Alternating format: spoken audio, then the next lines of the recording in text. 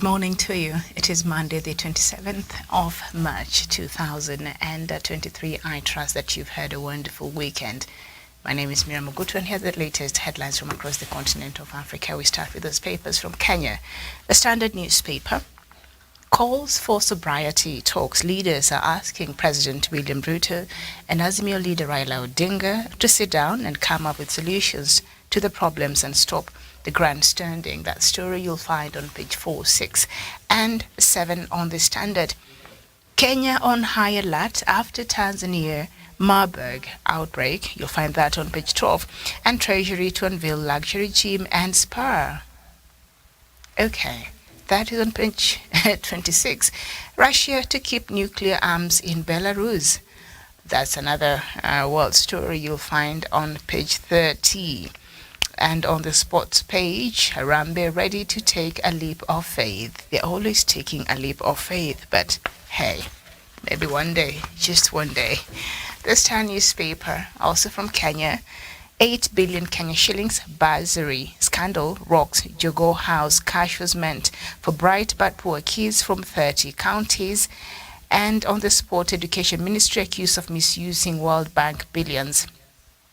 Shame. That story is on page 4 and 5. Livestock killed by floods after surviving drought. All right, and of course we have the pictorial there highlighting that. Battle lines drawn in Raila and Ruto face off as police ban demos. That story is on page 6. MPs to Ruto team anchor First Lady office in law.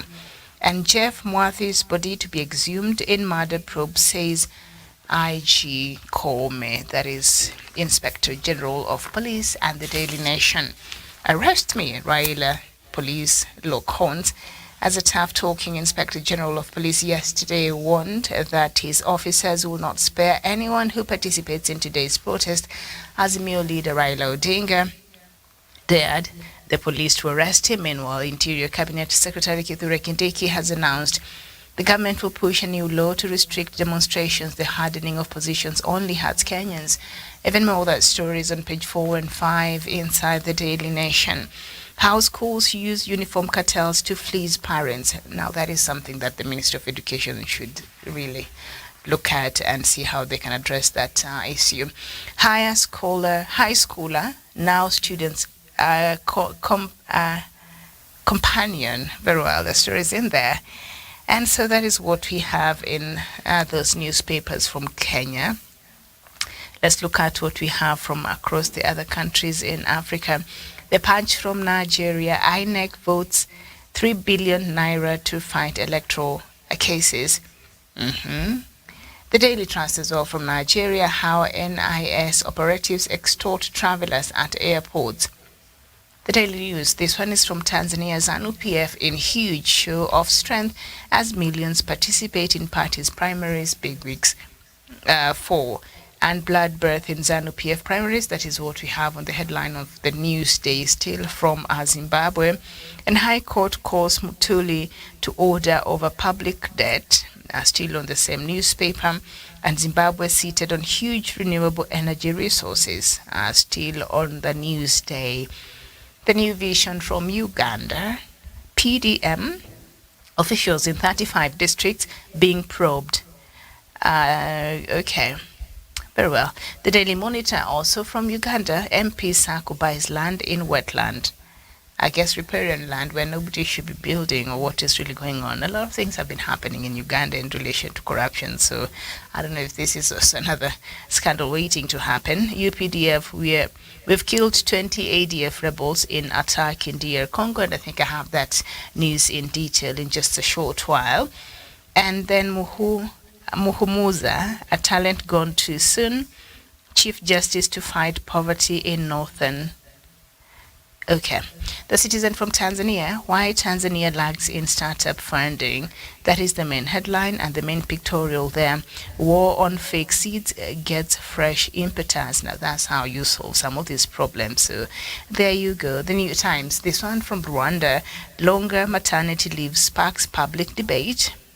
That is the main headline there on the New Times in Zimbabwe. Not in Zimbabwe, in Rwanda. The Daily Telegraph, there's one, some newspapers from the UK. Prime Minister targets beggars in crackdown on crime. Okay. The Guardian, NHS chiefs sound alarm on spiraling staff shortages. And then laughing gas banned in Sunak crackdown. And Mississippi devastated by ferocious tornado. That is all we have on the front page of the Guardian. The Daily Mirror, give me 10,000 pounds a day, and I can get you, Boris. That is what Kwarteng caught offering access to ex-prime minister as he touts himself in Sting. Was it a recorded conversation or what? That's the former, I think, minister. The Daily Express, Tory rebels fight to close migrant loophole. The Sun, Harry scores again. Okay, very well. Not Harry the Prince. I guess Harry the pop star. Harry Styles. Is that his name? I don't know. But I think from that boy band, what do I know? But I think that is who they are talking about, Prince Harry. So that is what we have there. So let me see if I can get us a few sports news since today is a Monday. And before we even go further, let me see if I can. No, there's an update I gave you here on Thursday about Morocco, who was supposed to be playing Brazil on Saturday. And guess what? Morocco did the continent proud. I don't know if they did the continent proud or they did the Arab world proud. But either way, they beat Brazil 2-1 in that match, friendly match that happened on Saturday. Following a historic fourth place at the World Cup, Morocco is looking ahead for more success in world football. They first challenged Brazil this Saturday at the Batuta Stadium, which already happened. And so, when was this updated? Yeah, but they did score. Let me get the latest on that. Yes, I think. All right. Yes, I have it now. So World Cup semi-finalist Morocco stunned Brazil 2-1 in Saturday's friendly in Tangiers. Sofiane Boufal gave Morocco the lead before Brazil's keeper Casemiro leveled in the 67th minute. Brazil's fate was sealed after Abdelhamid Sabiri struck the winner in the 79th minute to record their first ever win over the five times world champions. Brazil's interim coach Ramon Menezes declined to participate in the press conference after the defeat, but Morocco's head coach was very happy with the outcome. Of course, the next match for Morocco will be against Peru on Tuesday, so congratulations to Morocco for that great performance. And yes, indeed, they did beat Brazil 2-0 in that Saturday's friendly match. And as I've read there, the Brazilian coach was disappointed, so he did not even want to, give a press conference after the match. So, all right, and good luck to Morocco in their next match there. The back page on the Standard newspaper, bring on Madonga. Wanyonyi dares Tanzania's big talker for rematch after triumph. That is the Kenyan boxer who blames COVID for his initial defeat, and now he's perhaps looking for another match. That is on boxing. And then brutally honest in Southgate right after the lack of English players. All right. Sheikh Jassim also submits second bid after Sir Jim Ratcliffe. A Qatar banker Sheikh Jassim has joined Ineos owner Sir Jim Ratcliffe in submitting a second bid to buy Manchester United. So, Man U, I guess, is up for sale, something like that. So they're looking for a new buyer. And that process has been ongoing now. Argentina FA renamed training facility after Messi. The Argentina national team's training facility has been renamed after talismanic captain Lionel Messi in recognition of his World Cup heroics and star-studded career, the country's football association said over the weekend. The Casa de Ezeiza in Buenos Aires, which houses the national setup, will now be known as the Lionel Andreas Messi, in tribute to the best player in the world. AFA President Claudio Tapia wrote on Twitter, "Welcome to the World Champions House," Tapia said at the unveiling ceremony attended by current and former Argentina players. I think that's good for Messi. I think there was another also known Argentina player from the 90s. I can't remember his name exactly, but well, I think it's well deserved there for Messi. And let me see what else we have. Harambee Stars ready to take a leap of faith. Olunga ready to lead again as Kenya face Iran test tomorrow. Harambee Stars coach Firat admits Stars have a hard task against Iran. Why are you already, your countenance is falling before we even support you in this match that is expected, I guess, tomorrow? You should be inspiring some confidence for a few Kenyans who are still hopeful about our team doing well. You can't register your worry before even the match starts. That is not how coaches are supposed to be talking. So, he's already saying it's going to be a tough match, and perhaps maybe telling us not to expect much. I don't know, but we shall be here rooting for Harambee Stars. That is the Kenyan national football team or soccer team, depending on where you are from. So, all right. So, good luck with that. And I think that is something that we shall be looking to see what happens there. All right, very well. Let me see if at all there's any other news that I can bring to our attention. More, okay. All right, I think we're done there. So I guess you're now up to date with the sports news. Of course, I didn't even cover so much of that, but a lot of this information is just available if you want more detailed information on that. So let's look at a quick update on the climatic conditions in a few cities across Africa. In particular, today, Monday, being the 27th, in Johannesburg, it's going to be a bit mostly cloudy today with highs of 22 degrees Celsius and lows of 12 degrees Celsius. In Nairobi, it's going to be mostly sunny. It is a beautiful day here in Nairobi. So it rained over the weekend, which is very good. We thank God for the rain, but it's good to see some sunshine this morning.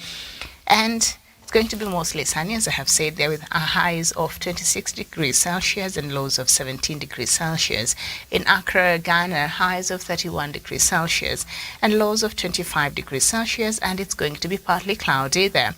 In Accra and in Dakar, Senegal, partly cloudy with highs of 26 degrees Celsius and lows of 21.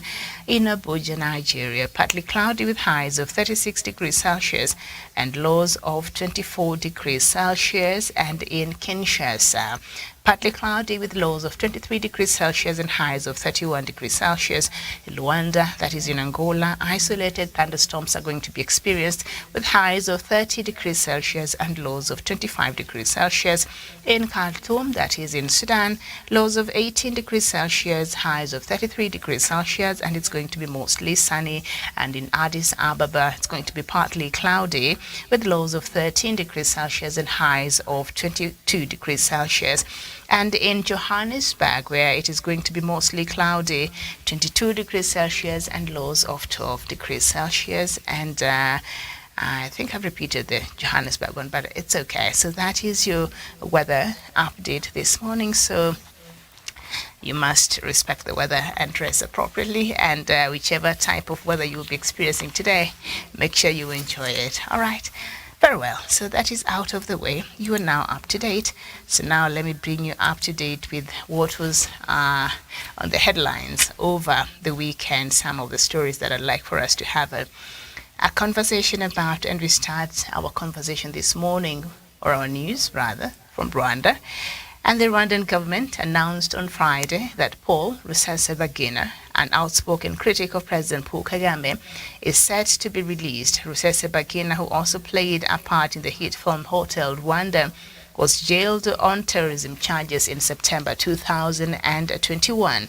The Rwandan government spokesman maintained that all procedures were followed in his release, and Friday's announcement came a day after President Paul Kagame left Qatar, where he had signaled his government was looking at ways of resolving the case that has been a cause of concern for the West and rights campaigners. Rusesabagina's family has accused the authorities of torturing him in prison and warned about his deteriorating health. And this is what the Rwandan the spokesperson for the Rwandan government said over the release of Paul Rusesabagina, there is no doubt, I'm quoting him, there is no doubt that the procedure was well respected, and there is no doubt that Mr. Rusesabagina had been convicted because he deserved it.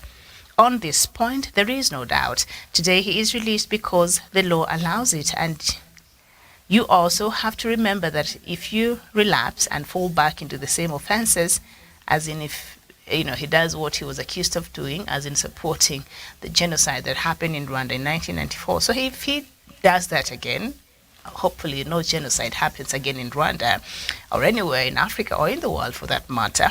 So they're saying, but if he relapses again and commits the same offenses, you go back to the sentence, and on the other hand, for the victims, you were fined, then the fines remain. So that is what Alain Mukuralinda, who is the government spokesperson, that is what they said. So Paul Rusesabagina, I think we know him, and I think if you've watched Hotel Rwanda, the first time I watched that movie, I think we were going through our own madness in Kenya just around the post-election violence in 2007, 2008.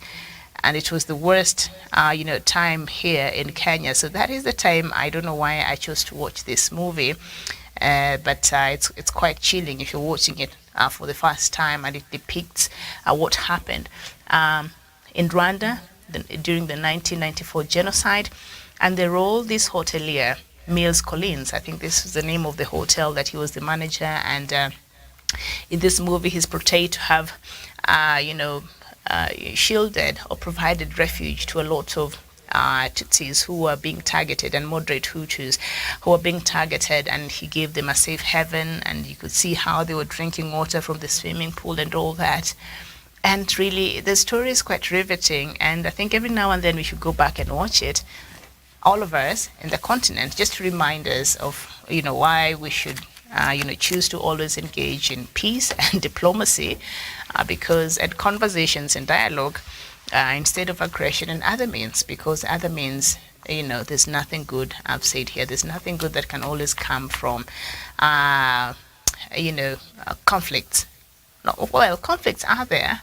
Where there is human interaction, conflicts are bound to be there. But I think ways we choose to resolve this conflict is what really matters. And I think there are ways we can explore by which we can choose to resolve conflicts. And I think dialogue is very, very important and key, as far as diplomacy is concerned. And it can go a long way in saving us from trouble, in saving us from a lot of losses, in saving us from, I keep giving example of this conflict that happened in Ethiopia. I know we are talking about Rwanda, but, it's a good example. If that unnecessary 2-year war that went on in Ethiopia, that has costed a lot of lives and has costed a lot of money, and now they have to rebuild that country. The government, which was part of the people who are destroying this infrastructure, now the government has to dig it into its coffers, has to go now beg for well-wishers to come help it rebuild stuff it was helping destroy. Not just the government, but also the TPLF and other sides who are involved in this unnecessary conflict. Can you imagine if that money that they're now getting to rebuild would have been channeled in other things, if that conflict never happened, if the approach they had taken in trying to resolve that conflict was not the use of arms, of the physical aggression that we saw, the outcome would have been different. And we would not be having all this body count, that has gone over 500,000 people died.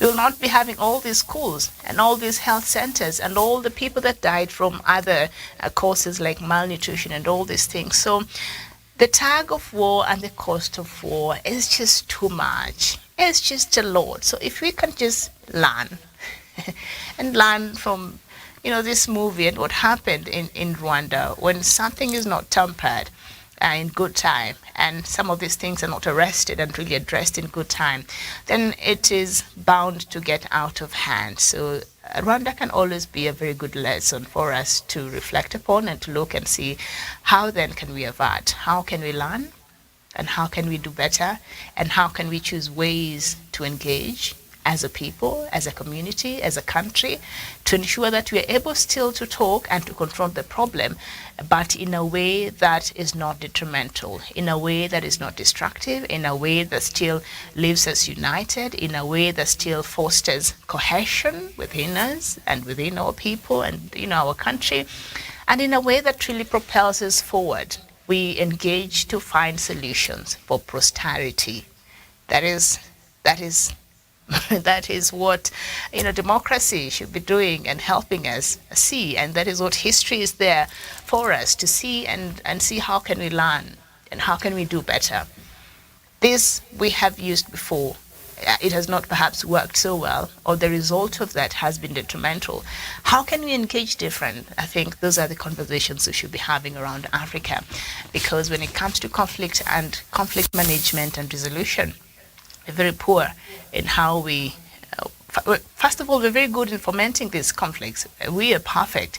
We know how to foment it, how to fuel it, use our ethnic balkanization, use, the issue of marginalization, use religion, use these other things that we use that speak on the emotions of the people, incite the people, and then after we've done that, now we can't manage this conflict. It becomes a problem addressing and just trying to find a solution.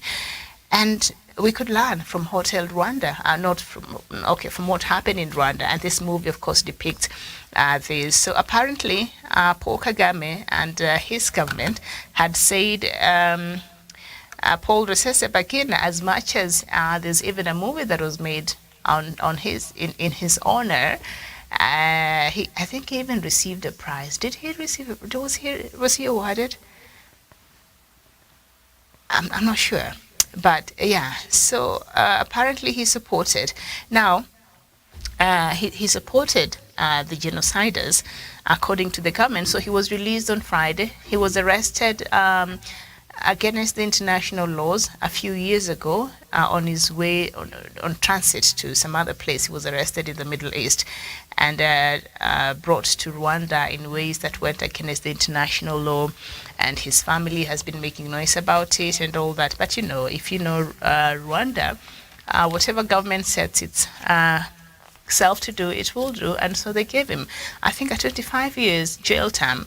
But the release of Paul Rusesabagina from the Rwandan prison late Friday was the result of months of negotiations between Washington and Kigali, with both eager to draw a line under what they describe as an irritant to their relationship. So this has been one of the key things that the U.S. has been picking on Rwanda every now and then. Two U.S. officials, one from President Joe Biden administration and a congressional aide, said no concrete concessions were made to secure the release of Rusesabagina, a U.S. permanent resident made famous by the 2004 film Hotel Rwanda about his role saving Tutsis during the 1994 genocide. He was detained in 2019 and subsequently convicted on 8 terrorism charges stemming from his leadership role in the Rwanda Movement for Democratic Change, MRCD, whose armed wing, the National Liberation Front, FLN, has attacked Rwanda. His detention strained relations between the two countries. The U.S. has said Rusesabagina was unlawfully detained, while Rwanda has bristled at the criticism, saying it will not be intimidated. The U.S. allocated more than $147 million in foreign assistance to Rwanda in 2021, making it Rwanda's largest bilateral loan. And by the way, let's just put up in there, when it comes to diplomacy, there are various ways of engaging and means of engaging. We have boots diplomacy, when you deploy army or forces at a place to try and resolve the situation. We also have petrol diplomacy now, what we're seeing here, happening.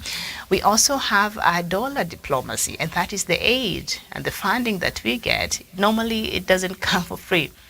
Nothing is given for free, right? We already know that. So when the U.S. was issuing this foreign assistance to Rwanda, and I've reminded us here before, Rwanda sustenance and rebuilding has really largely has depended on the Western donors, the U.S., EU, Britain, and other countries. They have really helped, and they still do. Their funding is what is sustaining Rwanda. Of course, President Paul Kagame, with all his faults, I think also because of the leadership that he has shown in Rwanda, has really helped in trying to build the economy. And Kigali is becoming one of those cities that is looked upon in Africa, although of course in East Africa, Kenya and Nairobi still remains the beacon, and I think, yes, we shall continue to be that if we continue working hard and just, building our economy and doing the right thing over here. But Paul Kagame has been doing great as far as engaging and just, do I call it servant leadership? Maybe not servant leadership, but he seems to be aware and very much alive of what perhaps the Rwandese would want him to do. And you see the kind of ways and strategies he uses to engage with his people and delivering, and his government is really purposed and focused on serving the people of Rwanda. Maybe that is servant leadership, but I know people would argue about that. That is arguable because of how autocratic also President Paul Kagame is known to be. Okay, so there's that as well. But he has shown leadership.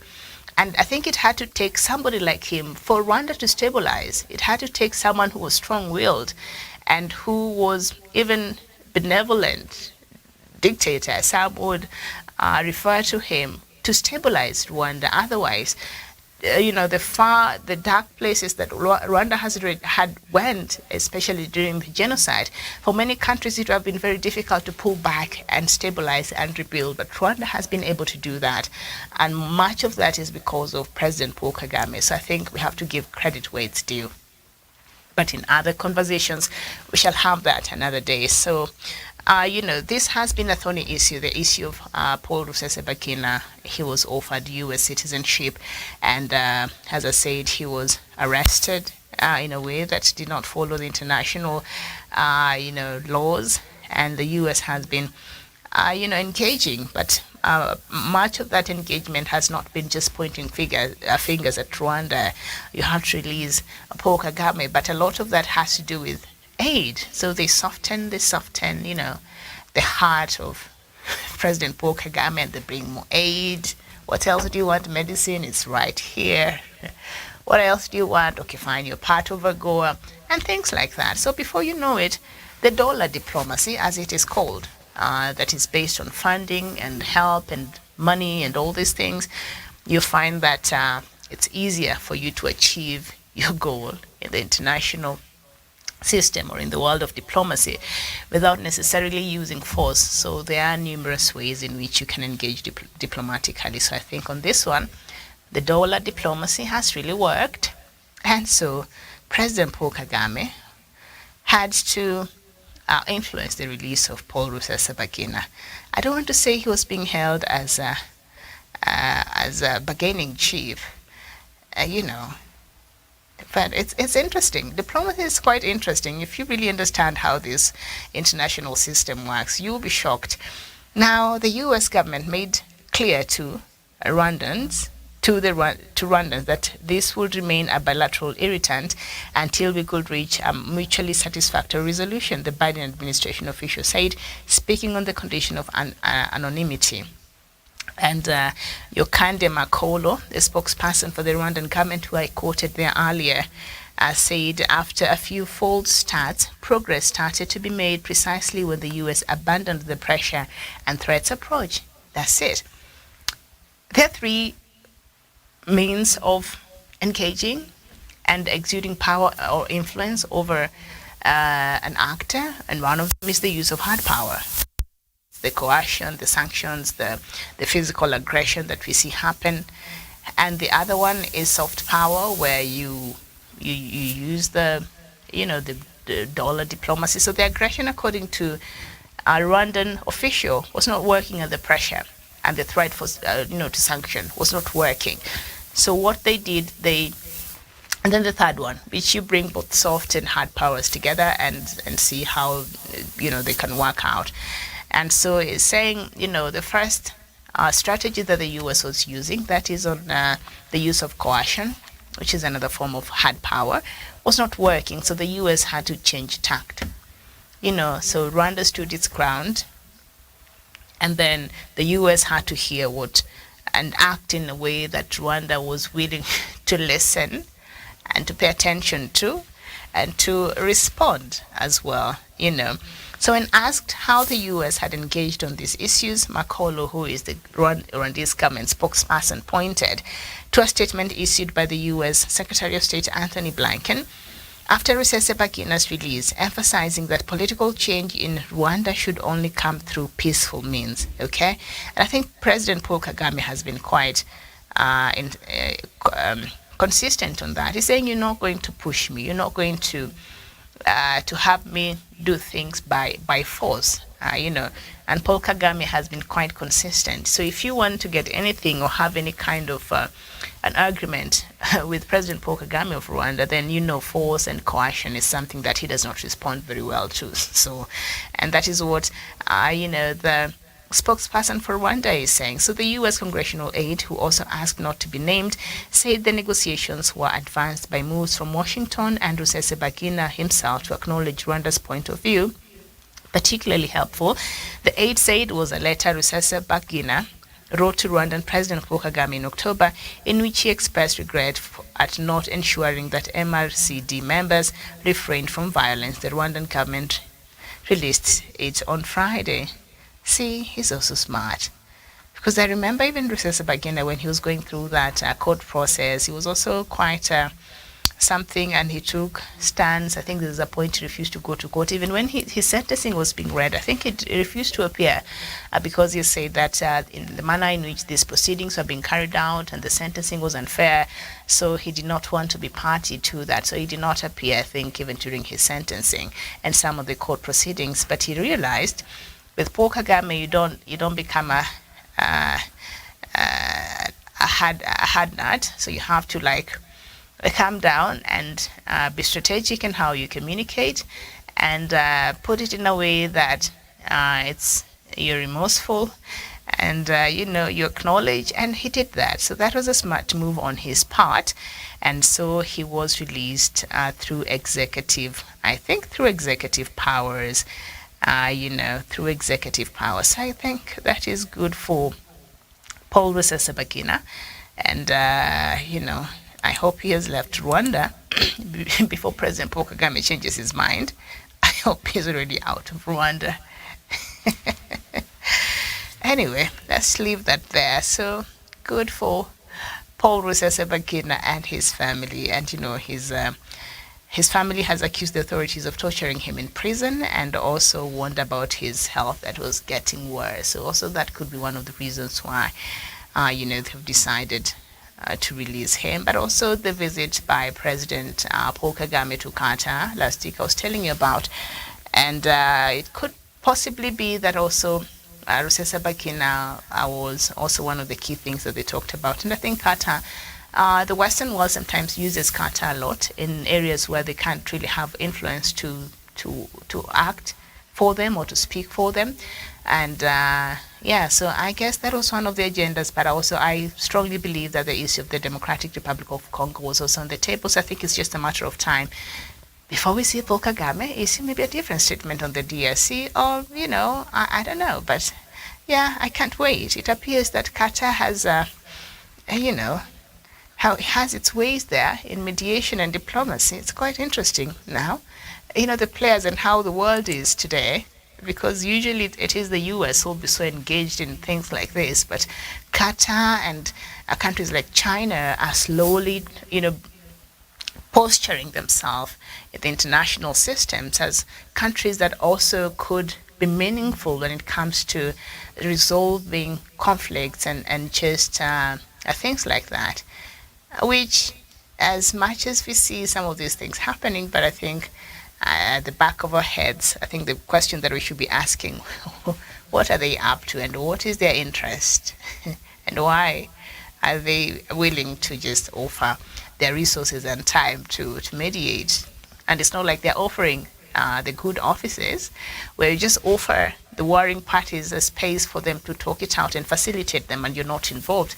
Qatar wants to be part and parcel, wants to be the mediator, the third party in that, and find a solution. Why? Qatar wants to be another powerhouse in the Middle East, and this must be very upsetting for Saudi Arabia and other countries. Remember they had that falling off, diplomatic fallout, but they realized that Qatar found ways to maneuver, and towards the World Cup, they decided to just work on their relations, because they realized they're losing out so much. So, but still, I think it's quite an irritation to countries like Saudi Arabia. That Qatar now is positioning itself in this manner, and it's a name and a powerhouse and a name to be reckoned with when it comes to international issues. You'll find Qatar's name featuring there, and not in bad light the way you hear maybe Saudi Arabia's name, featuring. A journalist was killed in what embassy or this and that, or human rights or things like that.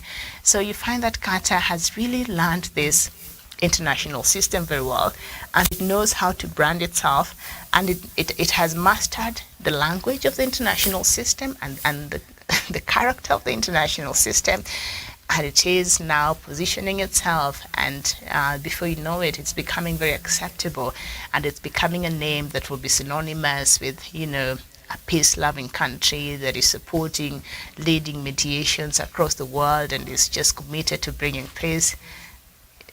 Look, what is the interest? That is the big question.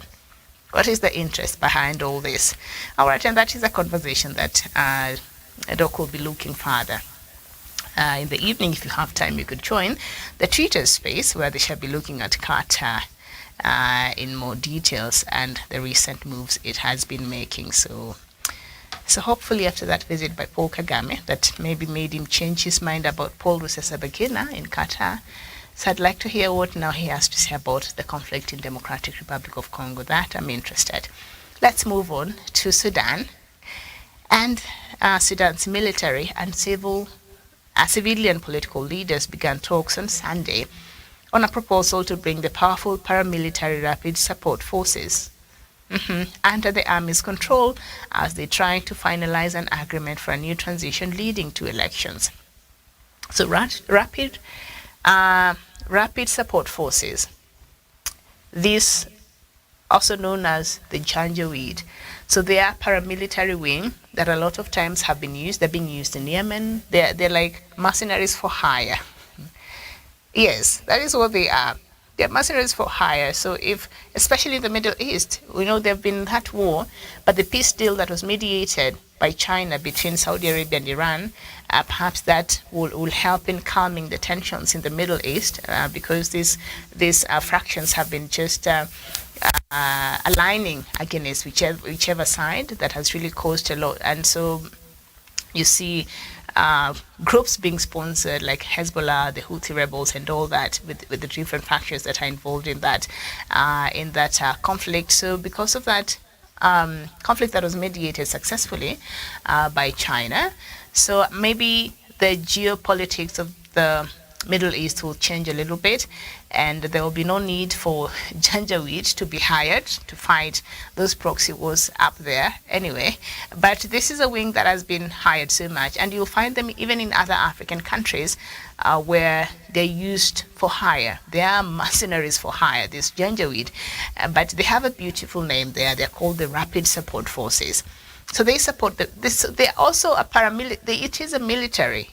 And remember, the leader of this group is the second in command in the Sudan government, in the Sudan army. So this is very serious. So it was another military group, but on the side. So now there are talks to merge them so that they form part of the army. I don't know if it's a good idea. Maybe it is. You just bring them in and control them from the inside. I think probably it's a good idea. So integrating the RSF and placing the military under civilian authority are central demands of civilian groups that helped overthrow long-time autocratic ruler. Okay, Omar al-Bashir 4 years ago. So now, apparently it is the civilian groups that are saying, now you must include the RSF. This is the dangerous group, Janjaweed. Let's refer it with its proper name. The Janjaweed, which committed atrocities in Sudan. Remember in the Darfur region that so former President Omar al-Bashir received the ICC warrant of arrest. The Janjaweed were part of the groups that really committed atrocities. Of course, the other side too as well also had a part in that. And the way we've been hearing the second in command, Hemedi Dagalo, speaking and sounding in support of the civilian side. So now here the civilian side is in support of this paramilitary group that he leads to join. Now it's the civilian side who is pushing for them to be made part of, to be absorbed in the national army. So what is this relations between the second in command, Dagalo, and the civilian side of the transitional government? Are you seeing some politics there at play?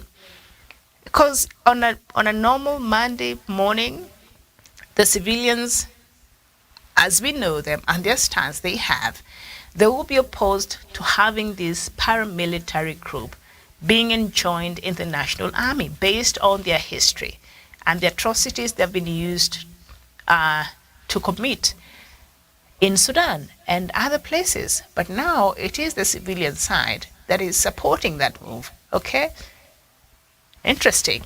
So now, the talks this week's follow a framework, a deal agreed in December between the military and the Civilian Forces for Freedom and Change Alliance, FFC, which aims to turn the page the coup, which led to mass protest and cut Sudan off from the march of international financial support.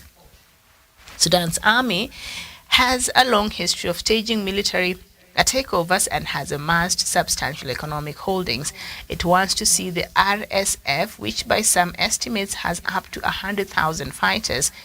They are fighters, but they want them integrated under its control, which I think on one side it's a very smart move. You want to rein them in, because if you leave them out there, then there's a problem. So if you can contain them while they're in the army, but you contain them, so that's a good containment measure, move strategy there. And the two sides are expected to formally adopt the deal on April the 6th and launch a new civilian government on April 11. Well, it's not too far away. Today is Monday the 27th, so it's just a couple of days ago, maybe 15 days, from now. So we shall be waiting to see if that at all will happen. And the agreement had left several sensitive issues, including the security reform. This is the agreement that was signed in December, and transitional justice and for further discussion. Power jostling between the head of the RSF, Mohammed Hamadan Dagalo, that is the second in command, and Army Chief Abdel Fattah al-Burhan, along with uncertainty over how and when the RSF could be merged with the army. So al-Burhan, the head of the military in the country, was not for this idea. So now Dagalo has gone and joined forces with the civilian side, and now him together with the civilian side are putting pressure on him, and I think other international actors, to have these fighters, to have this militant group join the national army. So Dagalo, the leader of the army, the head of the military in Sudan, Abdel Fattah al-Burhan, was not for this idea, but for the sake of peace and compromise, I think that is the middle ground they found. So Dagalo has put himself at the forefront of the planned transition towards democracy and settling fellow military rulers and triggering. Obviously, I need to have breakfast very quickly after this. A mobilization of troops in the capital Khartoum in recent weeks.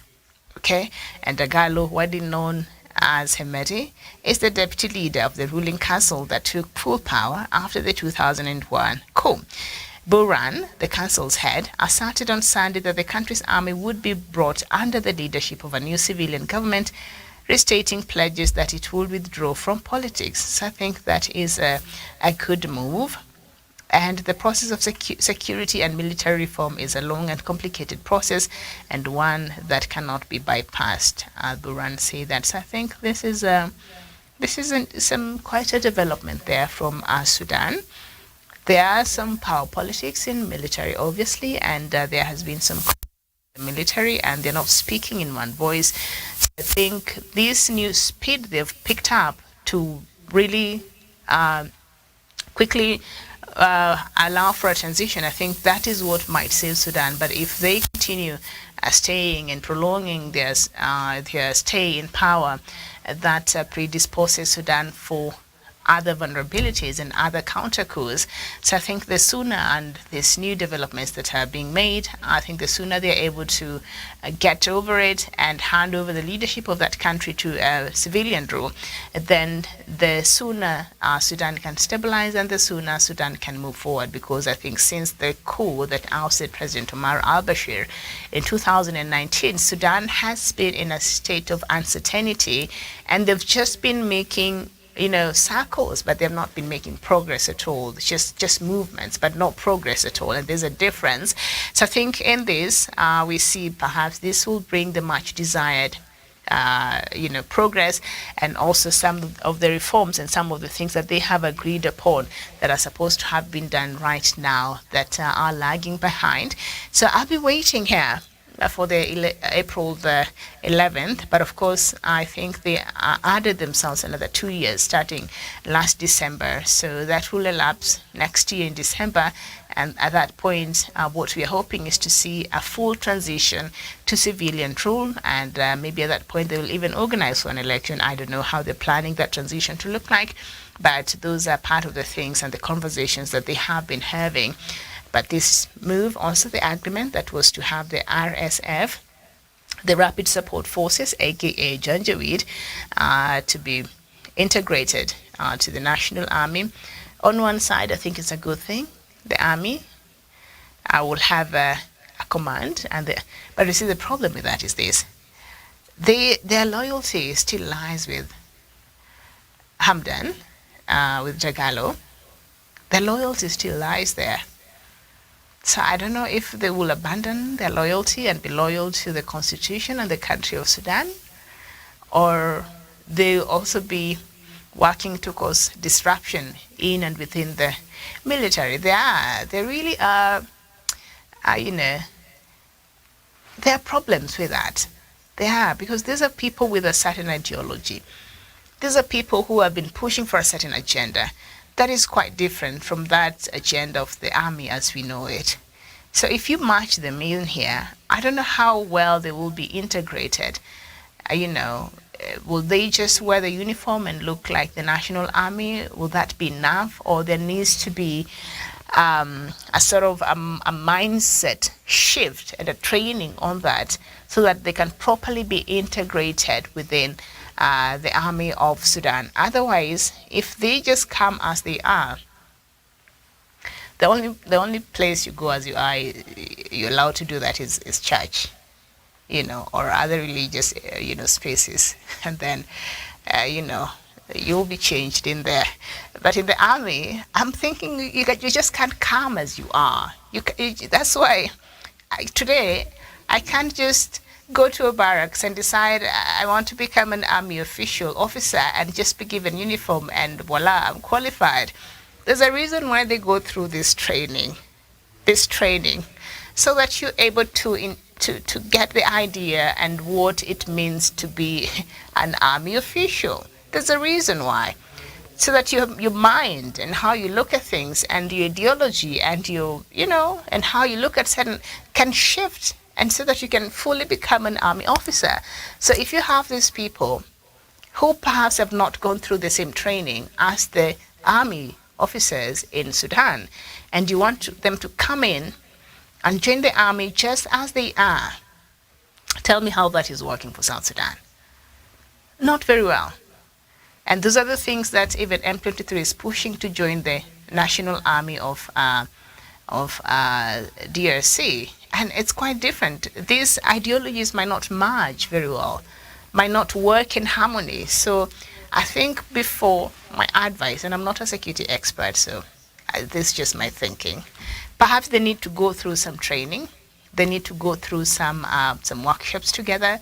They need to do some work and just receive some training as normal army officers, so that they're able to truly understand what the Army of Sudan stands for, what they are about, what they do, what they don't do, where their loyalty should lie.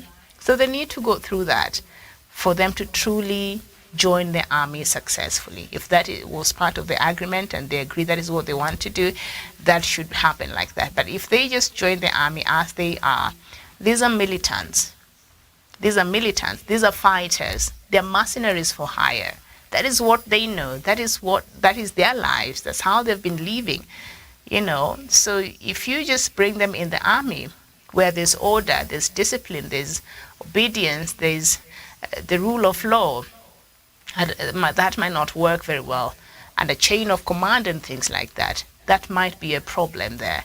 So, and most importantly, their loyalty, that they should understand where has to be, clear, has to be made clear for them. So, but I'm happy. Well, I don't know if I should be happy yet, but there seems to be progress that is being made. So I guess that is a good thing there for Sudan. But we shall sit then and we shall be waiting and seeing if at all some of these other important things will be looked at. Okay. Now there's a report from our Central African Republic that is now saying that nearly 200 people who demonstrated last week in support of Russia, China, and Central African Republic, and they did that after 9 Chinese workers were killed by gunmen in an attack. So this research group says that the situation in Central African Republic is worrisome. Well, we've been knowing that, and Central African Republic now looks like another place where these proxy wars are playing out. I was talking to you just a few days ago about a French company that they say to have been attacked allegedly by the Russian mercenaries, the Wagner group that is present in the Central African Republic.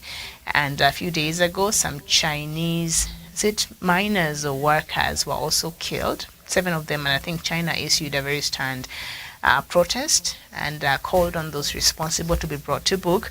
So these are just new things we are seeing happening because of the interest that these parties have in Central African Republic. Central Republic is endowed with a lot of natural resources, oil, and it has one of the most purest diamonds in the world, and it also has gold.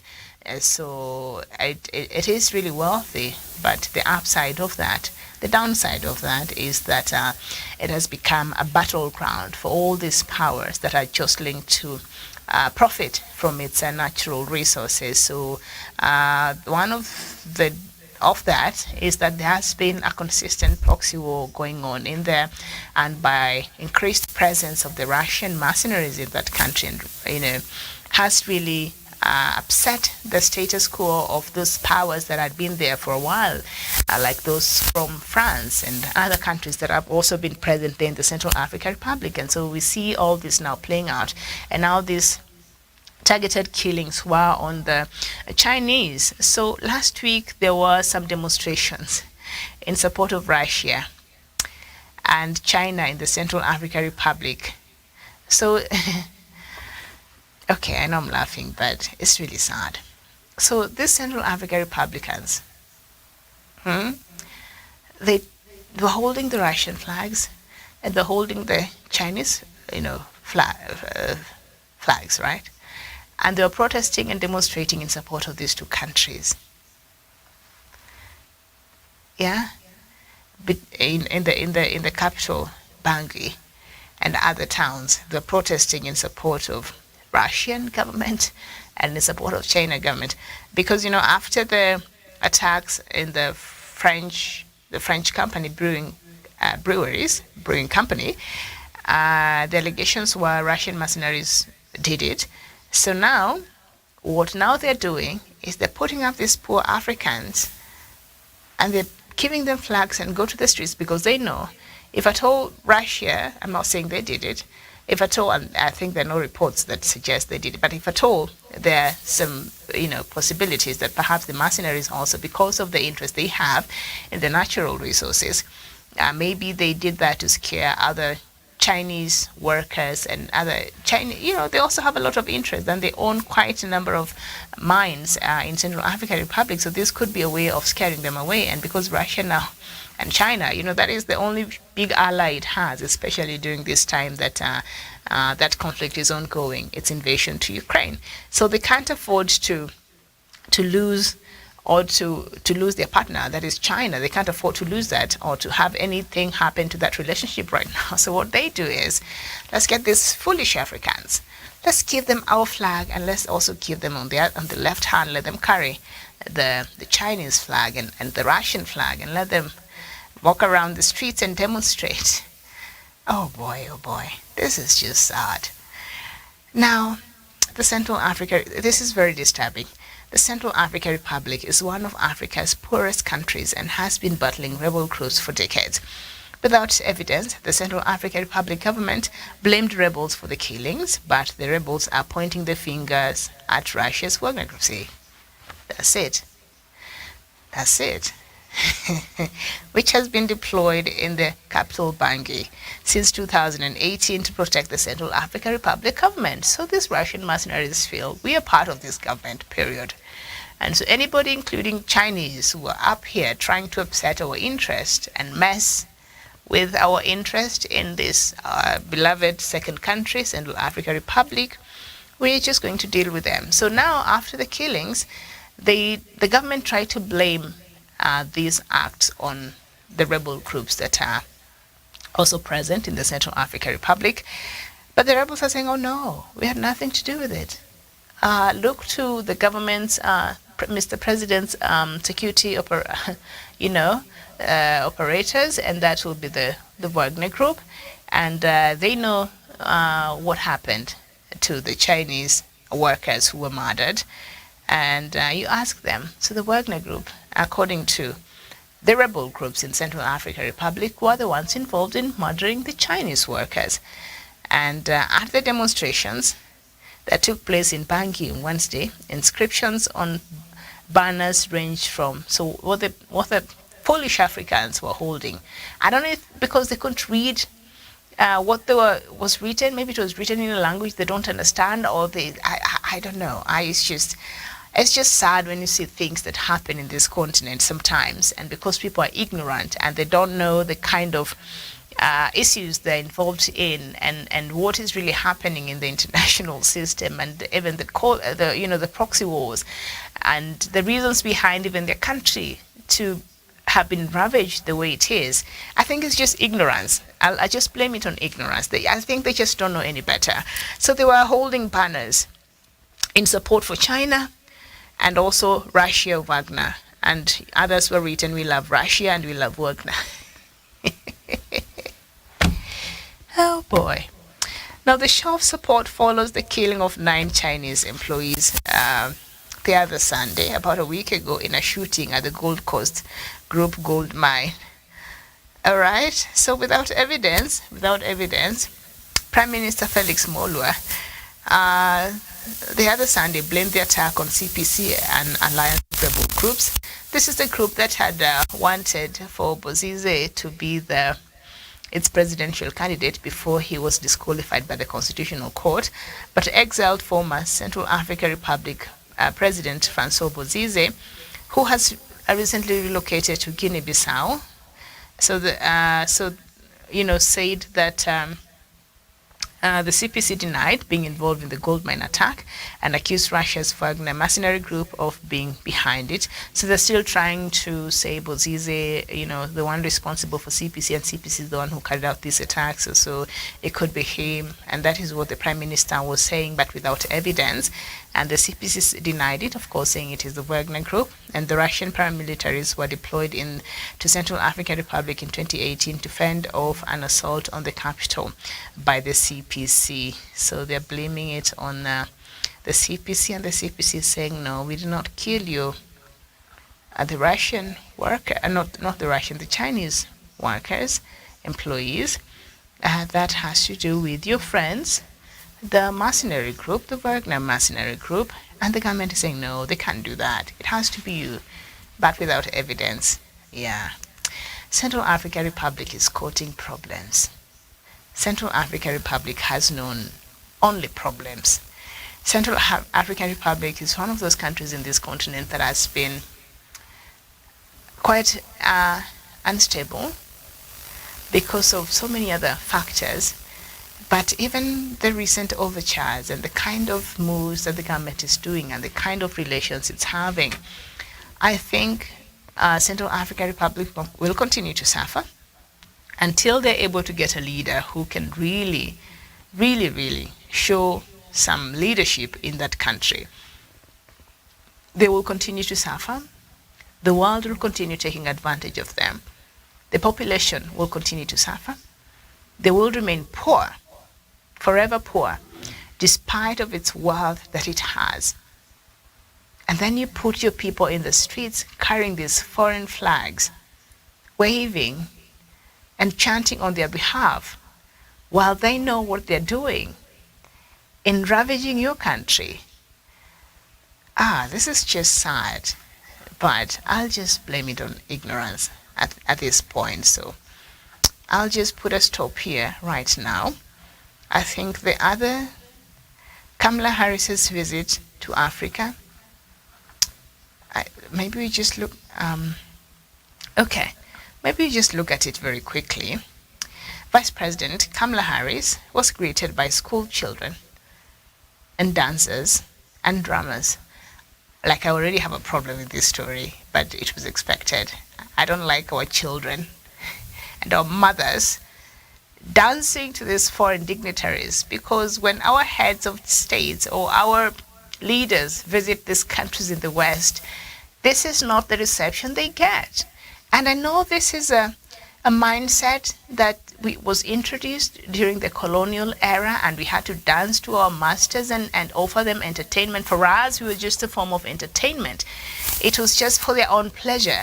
And we have continued this ridiculous idea. Give her flowers, she'll be fine.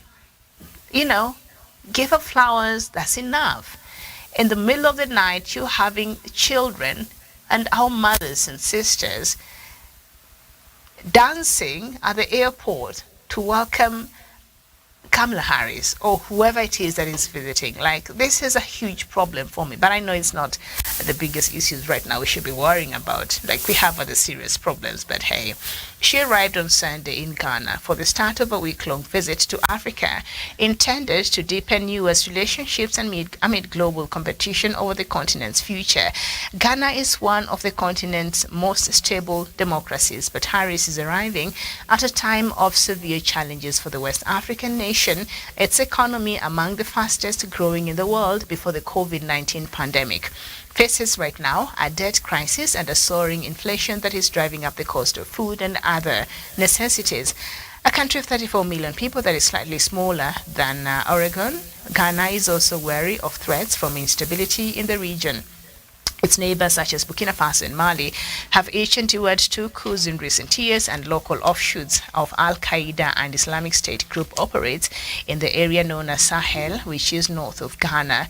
Thousands of people have been killed and millions more have been displaced. The fighting has created an opening for the Russian mercenary outfit known as Wagner, which maintains a presence in Africa despite participating in the invasion of Ukraine as well. Mali welcomed Wagner after it pushed out French troops that were based there, and there are fears that Burkina Faso will do the same. And remember that the economic and security challenges will likely be discussed today when Harris meets with Ghana's President Nana Akufo-Addo. They also expected to hold a joint conference. When Akufo-Addo was in Washington, I think a few months ago, he brought up the issue of the Wagner Group being in Burkina Faso, and I remember the Burkina Faso military junta condemning what he was saying to be terming it untrue, but we know that they indeed are there. Now, the two leaders have met twice before, both times in Washington. Harris is the highest profile member of President Joe Biden's administration to visit Africa this year. After Ghana, she plans to visit Tanzania. The interest with Tanzania is quite something, right? And Zambia. And she returns to Washington on April the 2nd. The expanded outreach is intended to counter China's influence, which has become entrenched in recent years through infrastructure initiatives, lending money, and expanding telecommunications network. Ghana, for example, reached $2 billion deal with Chinese company to develop roads and other projects in return for access to key mineral for producing aluminium. See, smart Chinese. Most of Harris's events in Ghana will focus on young people, Africa's population, which has a maiden age of 19. So on Monday, which is today, she plans to visit a skate park and co-working space that has a recording studio for local artists. Her husband, Doug Emhoff, who is also accompanying her on the trip, will hold a town hall meeting with actors from a local television show and attend a girls' basketball clinic. Okay. In the evening, they will attend a state banquet with the Ghanaian president and first lady. On Tuesday, Harris will give a speech and visit Cape Coast Castle, where enslaved Africans were once loaded on ships bound for the Americas. Before leaving for Tanzania on Wednesday, Harris will meet with women entrepreneurs, and Emhoff, which is the second husband, I guess, will tour a chocolate company that was founded by two sisters. The name of the company, 57 Chocolate, is in reference to when Ghana became independent. And you know, Ghana is one of the countries that are producers of world-leading producers of cocoa, what is used to manufacture chocolate. So I guess that is what they shall be doing, among other things. It's quite something there. But, we've been explaining this, the obsession that these countries have with Africa. It just have to do with securing their own interests, because, the U.S. has been feeling its interest and influence has been threatened by these emerging powers, China, now Russia and others. So it's really trying to salvage and rebuild and strengthen these relationships. So let's see how that will work for them. This shuttle diplomacy, as it is, how that will work. And I guess now it's a good time to take a break. Thank you so much. I'll see you later at 3 p.m. East African time for more news from across the continent of Africa. My name is Miriam Magutu. Enjoy the rest of your day. Thank you for watching. Bye-bye.